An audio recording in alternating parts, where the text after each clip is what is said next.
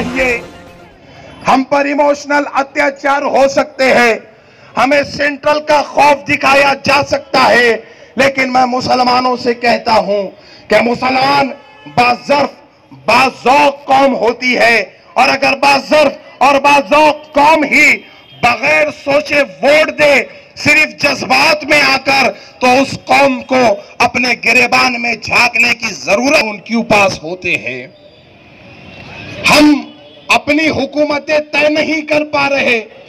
किसी ने क्या खूब कहा, सबब तलाश करो अपने हार जाने का, सबब तलाश करो अपने हार जाने का, किसी के जीत पे रोने से कुछ नहीं होगा।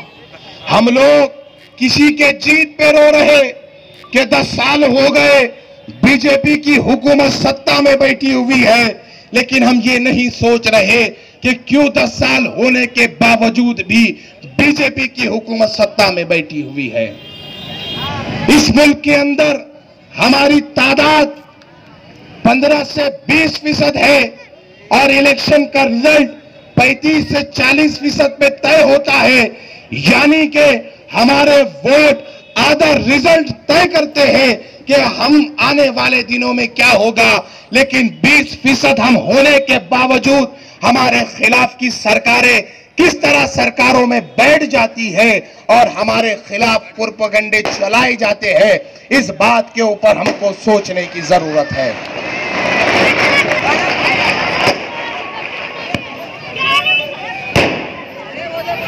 वंचित बहुजन आघाडीचे उमेदवार अफसरभाई यांचे या ठिकाणी आगमन झालेलं आहे, तर एकदा जोरदार टाळ्या वाजवा त्यासाठी। वंचित बहुजन आघाड़ी के उम्मीदवार अफसर खान साहब, उनका यहाँ आए हुए, उनके जोरदार उनका ताली के स्वागत करो। छोटू भाई जहाँ भी होंगे उस स्टेज पे आइए। वंचित बहुजन आघाडीचा कोई नहीं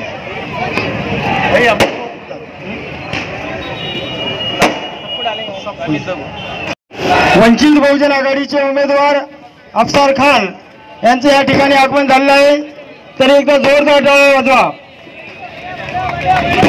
वंचित बहुजन आघाडीचा, वंचित बहुजनांचा, श्रद्धेय बाळासाहेब आंबेडकरांचा, वंचित बहुजन आघाडीचा, वंचित बहुजन आघाडीचा।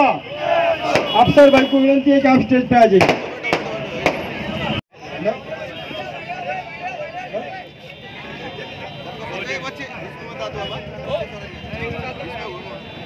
माझी यावरती सन्माननीय पदाधिकाऱ्यांना विनंती आहे की स्टेजवर गर्दी करू नका। जे की पोस्ट अध्यक्ष आहे त्यांनी स्टेजवर थांबावं, ही माझी सर्वांना विनंती आहे। स्टेजवर गर्दी करू नका।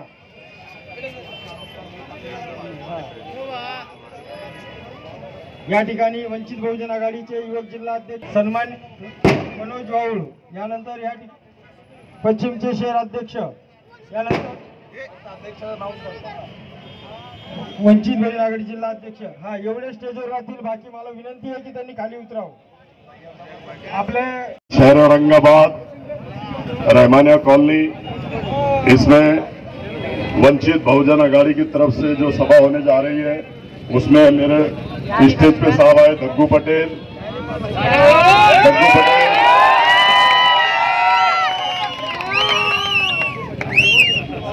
अशफाक पटेल, दग्गू पटेल और शबीर भाई, इन लोगों ने जो मुझे आकर स्टेज पे यहाँ पर साथ दिया, मेरे साथ आए, उनका मैं तहे दिल से शुक्रिया अदा करता हूँ। और आज यहाँ जो सभा होने जा रही है, तमाम मेरे नौजवान साथी, बुजुर्गों, दोस्तों और मेरी पर्दा नशीन माँ बहनें जो घर में सुन रही हैं, उनको मेरा प्यार भरा अस्सलाम वालेकुम। और एक अब्बू बकर भाई, आज लोकसभा के इलेक्शन होने जा रहे हैं, ये देश के भविष्य की बात है। लोकसभा के अंदर प्रकाश अंबेडकर साहब ने जो मेरे ऊपर जिम्मेदारी दी है, और ये जिम्मेदारी मेरे ऊपर उन्होंने दी और मैं आप लोगों के ऊपर दे रहा हूं, क्योंकि आप लोगों को वोट करके लोकसभा में भेजना है। अमित शाह और मोदी के साथ आंखों में आंखें डाल के अफसर खान बात करेगा शेर बब्बर की तरह। जैसे आज कारपोरेशन में सेना बीजेपी से लड़ता है, वैसे ही अमित शाह और मोदी के साथ आंखों में आंखें डाल के बात करेगा और मुसलमानों के रिजर्वेशन की बात करेगा, मुसलमानों के हक की बात करेगा। आज आप देख रहे होंगे हिंदुस्तान के अंदर टोपी के नाम पे मारा जा रहा है, दाढ़ी के नाम पे मारा जा रहा है, मॉब लिंचिंग के नाम पे मारा जा रहा है। और मेरे कुरैशी बिरादरी, मेरे कुरैशी भाई जो गाड़ी में जानवर लेके आ रहे हैं, उनको रोक के विश्व हिंदू परिषद और बजरंग दल और आरएसएस रोक के उनके जानवर छीन ले रही है और उनको मार के और जानवर उठा के गौशाला में डाल दे रही है। अरे विश्व हिंदू परिषद, बजरंग दल, आरएसएस तुम्हारे बाप का राज नहीं है, अब अफसर खान तुम्हारे टक्कर देने के लिए आ रहा है। और आपने देखा होगा कि राज ठाकरे कहता है कि मस्जिद पे से भोंगे उतार दूंगा। अरे अब अफसर खान आ रहा है हिंदुस्तान के अंदर। राज ठाकरे, तेरे में दम नहीं है, एक भी मस्जिद पे से भोंगा उतार के बता, तेरे हाथ वहीं रख दूंगा। नहीं तो अफसर खान नहीं बोलना। दूसरी बात, यहाँ का जो जावेद भाई आपने बोले कि शाहरुख खान, मैं बताता हूं आपको, शाहरुख खान नहीं, वो शक्ति कपूर है। शक्ति कपूर है, वो नवनीत राणा को जवाब देता है। किसको देता है? एक लेडी नवनीत राणा को। और हैदराबाद के अंदर जो राजा सिंह है, वो हमारे हुजूर की शान में गुस्ताखी करता है।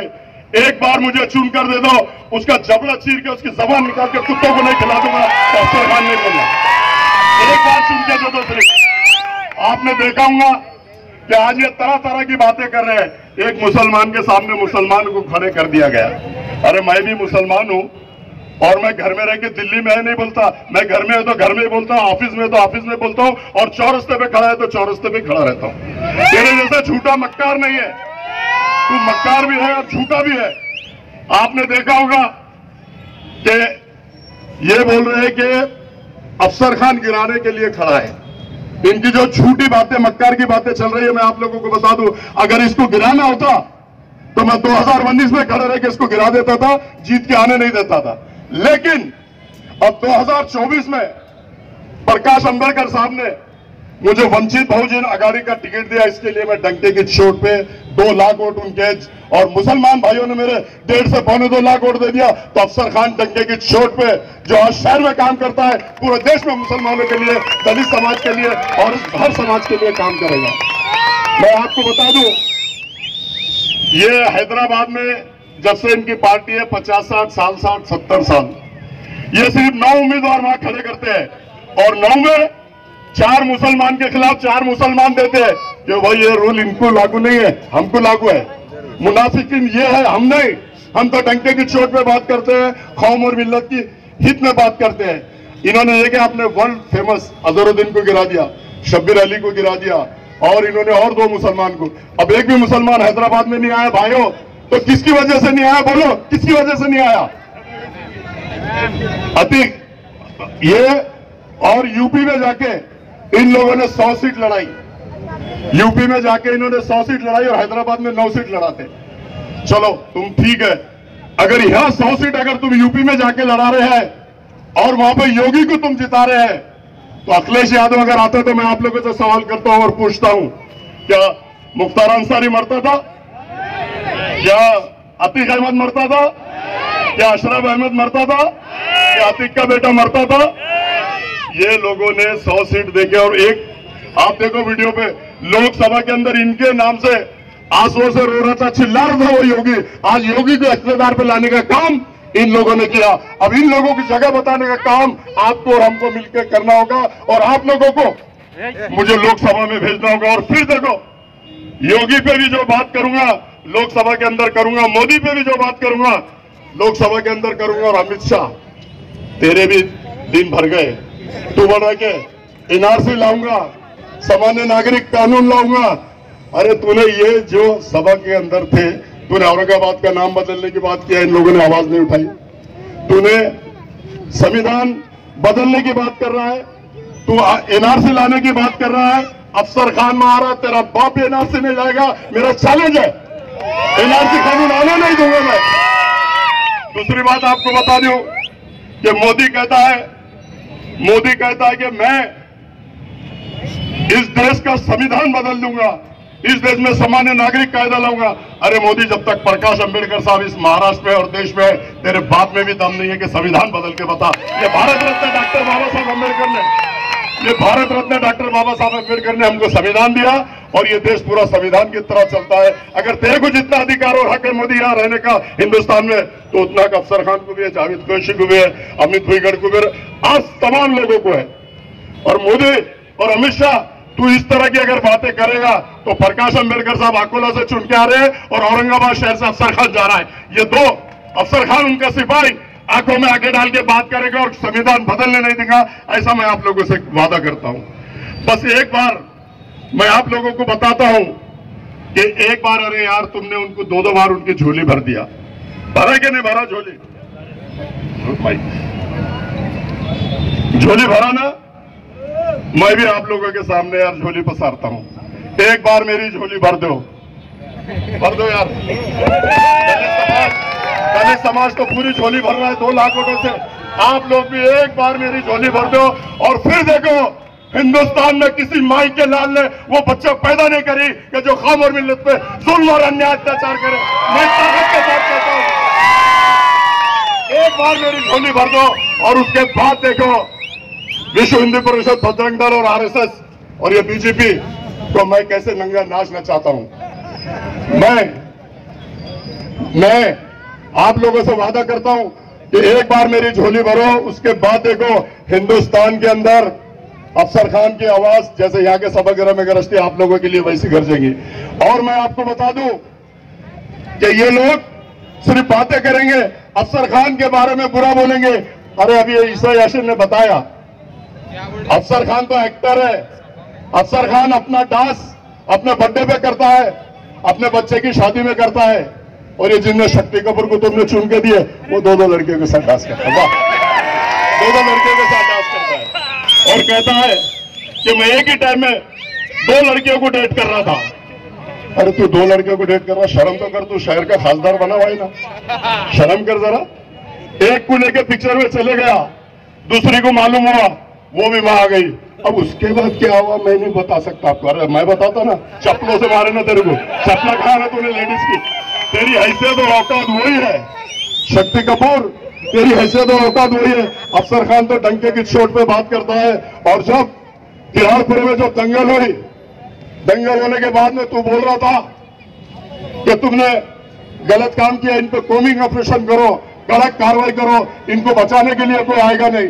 टाइगर अभी जिंदा है बेटे, टाइगर अभी जिंदा है, टाइगर जिंदा है। और तू इंडिया टीवी पे बोलता है, नेशनल चैनल पे बोलता है कि ये नेशनल चैनल पे तू बोलता है कि इन्होंने हिंदू मुस्लिम ने सौरभ ये झगड़ा नहीं किया। सौरभ ये हिंदू मुस्लिम का झगड़ा नहीं है, सिर्फ मुसलमान के बच्चों ने आके बटन के नशे में पूरी पुलिस की गाड़ियां जलाई और पथराव करा। अरे तेरे में दम है नहीं, तू बोल सकता था यहाँ के अगर बच्चे 4 हो तो 40 वहां के गाड़े पे आए, 40 लोगों को तूने अंदर कराना था और तू बड़ा 500 लोग मुसलमान अंदर जाएंगे। अरे तू मुसलमानों की लीडर कर रहा कि उन लोगों की लीडर कर रहा दूसरे समाज के लोगों की। मुसलमानों के ऑटो पे तू खासदार बना, दलित समाज के ऑटो पे तू खासदार बना, और दोनों पे जुल्म अन्याय अत्याचार हो रहा। और तू बोल रहा है कि मुसलमान के बच्चों ने करे, तू है तेरी जिंदगी पे। अगर तू जिनके वोट लेता और उन्हीं को अंदर कराता, तू अंदर कराने का काम कर, अफसर खान सबको बाहर लाने का काम करेगा। अफसर खान कौम और मिल्लत के लिए बना है, अफसर खान कौम और मिल्लत के लिए काम करता है। पिछले 25 साल से 3 मस्जिदें टूट रही थी, आप लोगों ने देखा होगा। अफसर खान ढाल की तरह मस्जिदों के भी सामने खड़ा और कोर्ट के अंदर भी मां बहनों से वादा किया कि जब तक के एक बच्चा आपके घर नहीं पहुंचाऊंगा, मैं कोर्ट का दामन नहीं छोड़ूंगा। और अल्लाह के फजलो करम से ये तो बड़ा था 6 महीने छूटेंगे नहीं, ऐसी कल में लगी हुई है।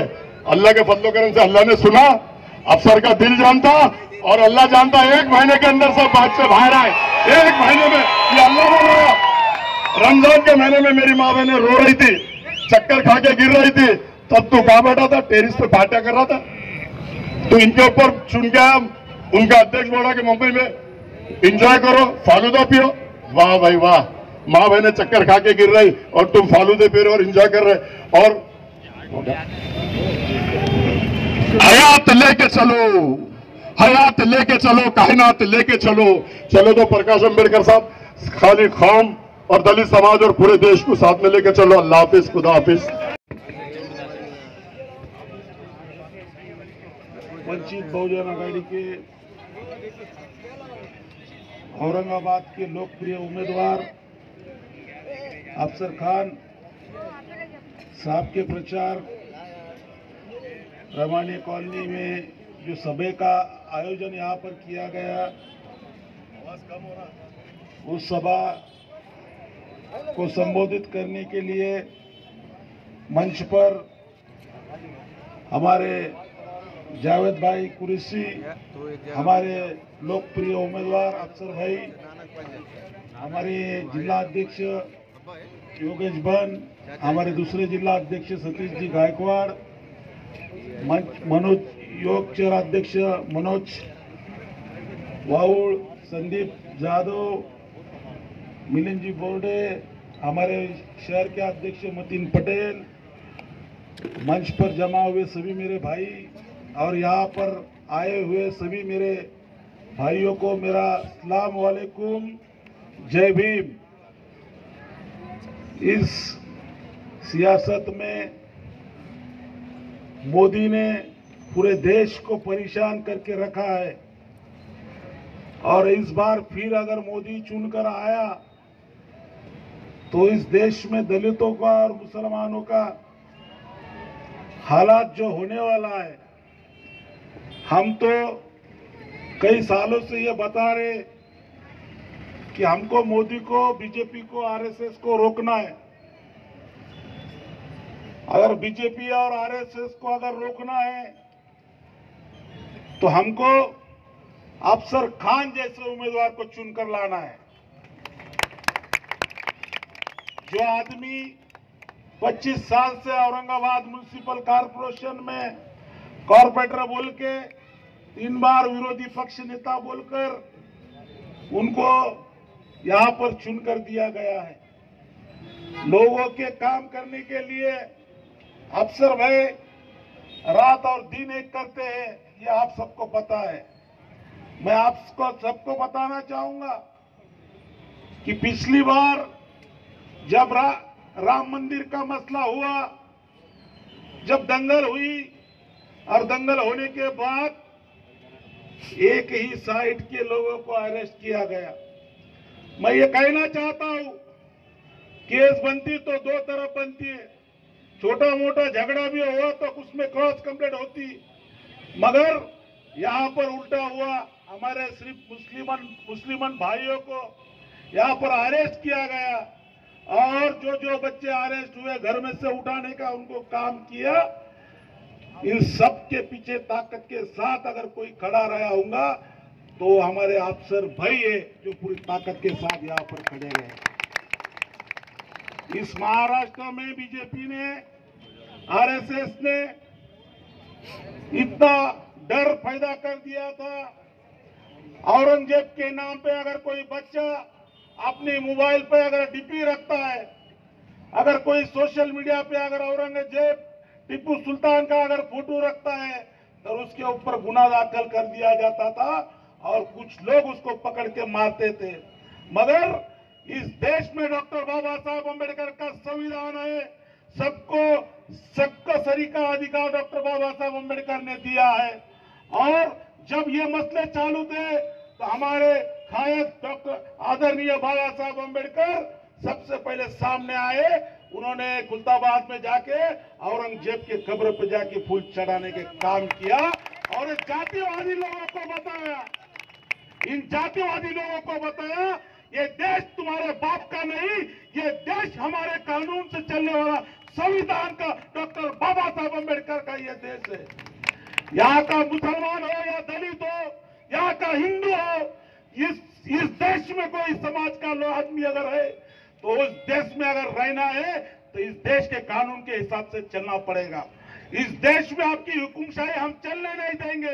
इस देश में डॉक्टर बाबा साहब अम्बेडकर के पोते जब तक जिंदा है, जब तक इधर के मुसलमान, इधर के दलितों को, इनके बाल को भी धक्का लगाने की इसके मां के इसमें दम नहीं है। मैं आपको ये बताने आ रहा हूं। मैं आपको बताना चाहता हूं मेरे भाइयों, पिछली बार भी हमने यहाँ के उम्मीदवार को चुन के लाया। वंचित बहुजन आघाड़ी ने पूरी ताकत के साथ काम किया, किसी से 1 रुपया नहीं लिया। मेरी माँ और मेरी बहनों ने खुद के खर्चे के पैसे उम्मीदवार को दिए, मगर उम्मीदवार ने हमें क्या दिया? ये उम्मीदवार ने हमको क्या दिया? हमको सिर्फ धोखा मिला।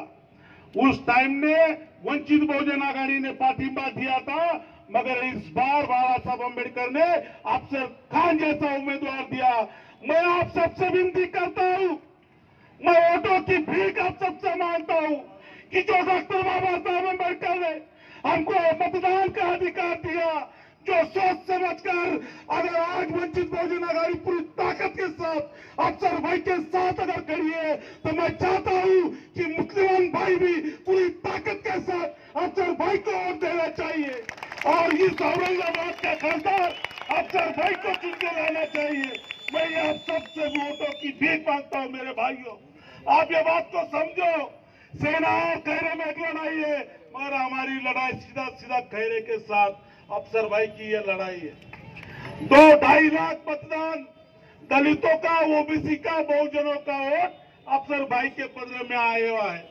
हम चाहते हैं कि जो 2019 को हुआ, इस ताकत के साथ हमने काम किया, 2024 को भी हम उसी ताकत के साथ हम काम करना चाहते हैं। मैं चाहता हूं कि ये यहाँ के मुसलमान है या दलित मेरे भाई है, मेरा बहन है, इन पे कोई अन्याय अत्याचार अगर होता होगा तो वंचित बहुजन आघाड़ी सबसे पहले सामने खड़ी है। कुछ दिन पहले आप चाहते देखे होंगे कि इस महाराष्ट्र में दंगे करवाने की कोशिश की। हमारे इस महाराष्ट्र में राज ठाकरे नाम का आदमी, उसने कहा कि मस्जिदों के भोंगे बंद करो। अरे ये क्या किसी की बाप की जागीरदारी नहीं है? इस देश में डॉक्टर बाबा साहब अम्बेडकर का संविधान है और हम बाबा साहब अम्बेडकर सबसे पहले और उनके बेटे सुजात साहब अम्बेडकर रास्ते पे आए और उन्होंने बताया कि कौन माइका लाल है जो मस्जिद पे के भोंगे निकालने का काम करेगा। सबसे पहले हम रास्ते पे उतरेंगे और इनका विरोध करेंगे। ये हमने यह हर बार किया। और पूरा एक दिन हमको, जब हमने यहाँ पर आंदोलन किया तो हम सबको जेल में रखने का काम ये सरकार ने किया, मगर हम पीछे हटे नहीं। 2013 में जब हाउस का काम नहीं हो रहा था मेरे भाइयों, तो जब वंचित बहुजन आघाड़ी ने जाके उस जगह का ताबा लिया, बाबा साहब अम्बेडकर हमेशा हमारे मुस्लिम भाइयों के साथ में। और जब मैं खुद बहुत दिन तक जेल में रहा, ये सरकार को हमने मजबूर किया और आज एक बड़ा हज हाउस या औरंगाबाद जिले में बना है। मैं आप सबसे यही विनती करने यहाँ आया हूँ कि अफसर भाई जैसा एक उम्मीदवार है जो लोगों के सुख में दुख में, तुम्हारा सुख दुख सब समझता है, तुम्हारे साथ में रात में खड़ा रहता है, दिन में खड़ा रहता है। जब भी कोई मसले मसाले होते हैं तो हमारे साथ में खड़े रहने का काम हमारा अफसर भाई करता है। मैं जो डॉक्टर बाबा साहब अम्बेडकर के पोते आदरणीय बाबा साहब अम्बेडकर, उन्होंने इनको सोच के समझ कर ये उम्मीदवारी दी है। ये आदमी भागने वाला है, गरीबों के साथ में खड़ा रहने वाला है। मैं आप सबसे यही विनती करता हूँ कि आने वाले 13 तारीख को गैस सिलेंडर के सामने का बटन दबाइए। 4 नंबर का हमारा बटन है, 4 नंबर का बटन दबाकर अफसर भाई को लाखों के वोट से चुनकर लाइए। यही विनती मैं आप सबसे